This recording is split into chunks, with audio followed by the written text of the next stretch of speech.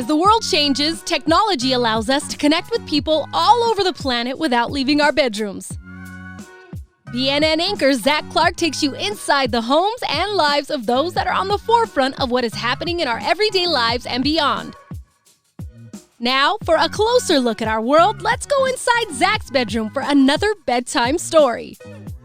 Welcome back into the bedroom. I'm Zach Clark, hanging out as always, and we are joined all the way from Tuscaloosa, Alabama, Greg Byrne, the athletic director of the University of Alabama. Hey, Greg, thanks for taking the time. Great to have you on the show. Thanks, Zach. Appreciate you having me. Is it gotten above freezing up there in Michigan quite yet for the year? Believe it or not, we have gotten above freezing, though it's rainy and dreary right now. So I guess we'll just have to take it as it goes. There you go. We got a little bit of a couple storms here, but we got a nice spring. It's been in the 70s most days. Well, consider yourself lucky. And, Greg, first, what's it like for you not having sports in your everyday life? I understand, of course, you're still going to work, but not only yourself, but going back to your childhood with your dad, Bill. I mean, you've been around sports your entire life. They are your life. What is it like not having them at least in front of you? I know that they're certainly around you every day. Yeah, it's been different. Obviously, what you stay focused on is the challenges, the health challenges, the financial challenges that our country is going through, but sports is that escape. Sports is that unifier. One of the things I tell our staff, our coaches, our student athletes, our fans, and I've said this in small town Alabama, I've said it in New York City. Sports is one of the few things left in our world that brings everybody together, where you check your political differences, you check your socioeconomic differences, race, religion, all these different things that sometimes will divide us, and you come together for the Michigan Wolverines or the Michigan State Spartans or the Alabama Crimson Tide.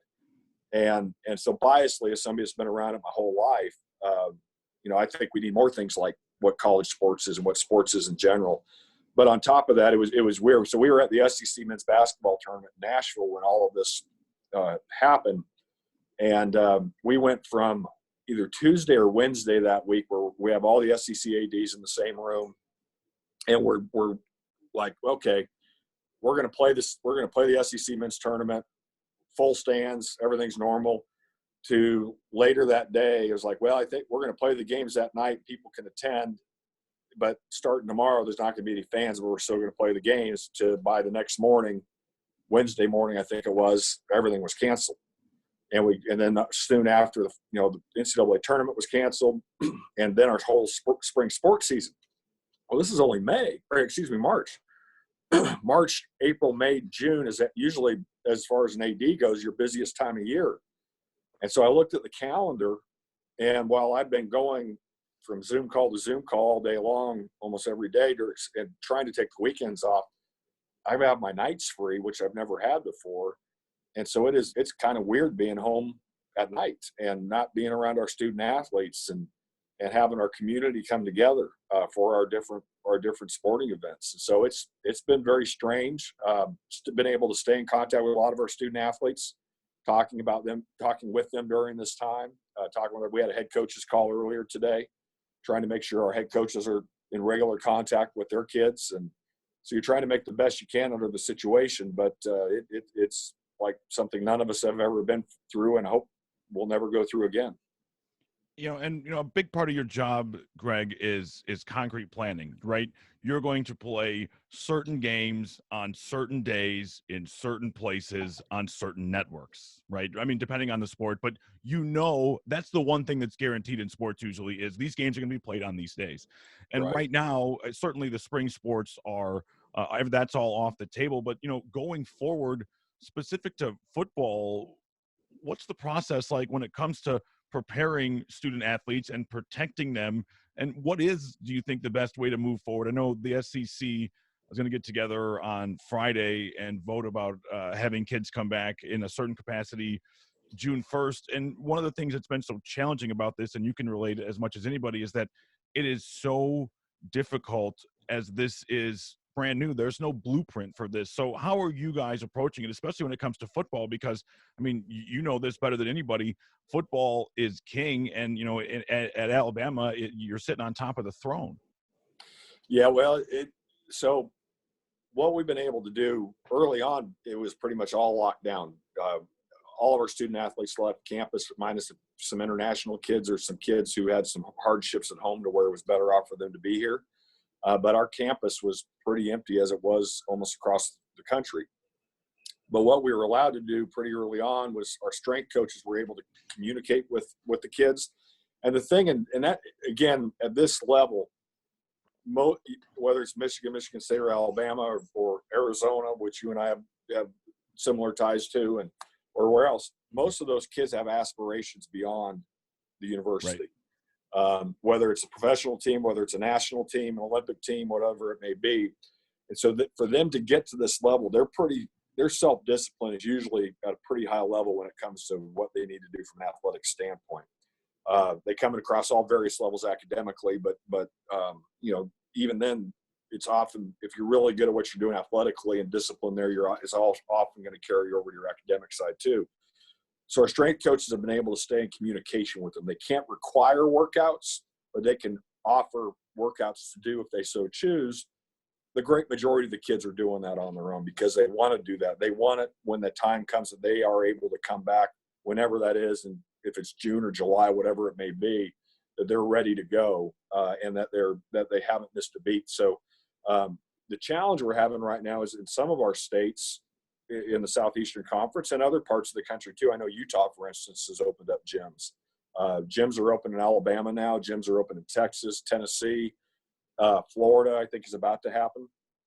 And so would you rather have them at your local gym in whatever community, or would you rather have them here on your facility where you know that the cleanliness that every time they use the bench, we'll have somebody in there immediately cleaning it and keeping, disinfecting it and staying on top of that at a level that gives you the best chance of not having somebody catch the virus.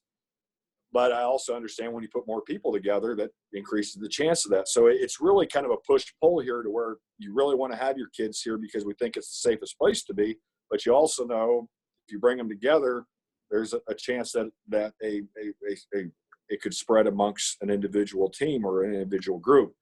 I think one of the biggest things we're facing as a country with our younger generations is when we were 19, 20 years old, we all felt invincible, didn't we? Yeah, absolutely. And so for sure. Getting them to understand that wearing a mask is a big deal. We're doing a hard line for only a small percentage of our department is back right now. But for those who are back, if you're in an office with somebody else, you're wearing a mask. If you're walking down the hallway, you're wearing a mask because there's been some pretty good evidence that shows that mask wearing can reduce transmission by upwards of 95+%. And so if both sides are doing it, so that makes a lot of sense. Well, I'm not sure, when I've been around campus, and our students are not back on campus right now, but students who live off campus, a lot of them are here. And I don't think this is unique to Alabama. I think kids aren't probably as disciplined as maybe what some of us older folks are doing with that. And hopefully that'll improve with time. And so could you imagine college football without fans? That's one of the conversations that we're having right now. NASCAR has returned, the UFC has returned, and they've done it in relatively empty venues, right? I mean, sports can't operate with no people. You have to have a certain level of participation inside the building. And I mean, and this one is very difficult, I understand, but with the amount of revenue and the amount of importance tied to college football, could you even imagine not having a season? I mean, and I'm not saying that not everything is on the table or everything is off the table, but just that thought to me, I mean, my ear is bleeding. Yeah. So right now we're managing in hypotheticals, and that's a challenging environment to manage. For sure. So what we have said, I've said it publicly, I've been on ESPN saying it. We are planning on a full fall sports season. And our goal is to have as many people at the games as possible, like always. That may change. And so what we've done is that's the ideal plan, and we are planning for that. We're selling season tickets, and people are renewing their season tickets. We're very fortunate for that. However, what it looks like here in May look very different at the end of June, first part of July. And so we are having different plans that we're putting together based off of, reduced seating, no seating, whatever it may be. And what does that look like? What are the consequences of that? and if we have to execute on one of those plans, we'll do so. But luckily right now in May, whatever today is, the 18th, I think. I think it is. Yeah, on May 18th, we don't have to make that decision quite yet. So we haven't, but we'll be ready when that time comes on whatever we have to do. And hey, Greg, can I throw a bonus question here at you? And you mentioned our time at Arizona. You were the athletic director there when I was a student and when I was working later. Steve Kerr right now getting a lot of run following the Last Dance documentary, which I thought was just fabulous. Now that it is over, they really highlighted his role with the Bulls and that very famous story about him getting punched by Michael Jordan. You tell me about the Steve Kerr that because just to me, he is one of the ultimate, not only coaches, competitors, but also just people. His ability to think and to relate to people is topped by almost no one. He is. So I remember going to the McHale Center for the Pac-10 basketball tournament. Yeah. It was Pac-10 back then, back in 1985 or something like that, somewhere around there. My dad was the AD at Oregon at the time.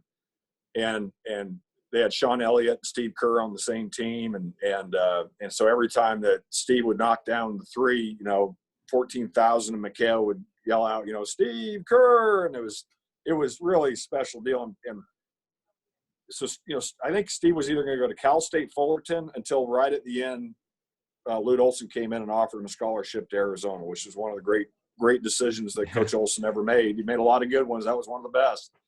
And so I didn't know. I had been around him a few times before I came to Arizona, and admired him greatly.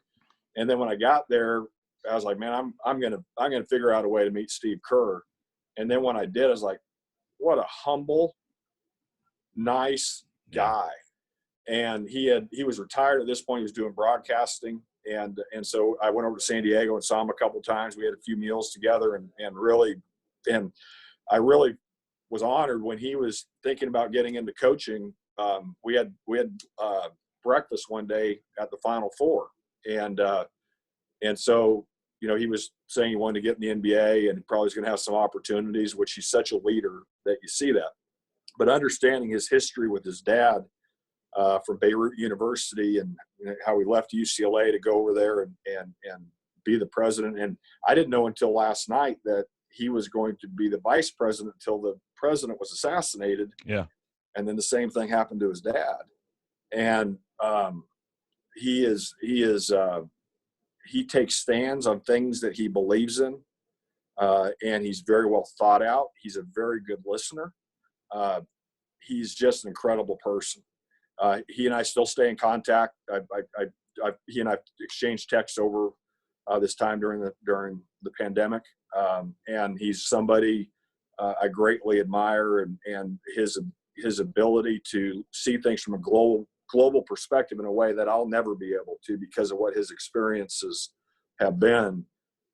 He's a person that I've tried to learn and have discussions with. We may not always agree on everything, and that's okay. But he's somebody I greatly admire. Yeah, you mentioned the crowd reaction. They showed the clip of that last night of the announcer at McHale, and then it's been ringing in the back of my head ever since. Greg Byrne is the athletic director at the University of Alabama. Hey, Greg, thanks so much for the time. Stay safe down there, okay?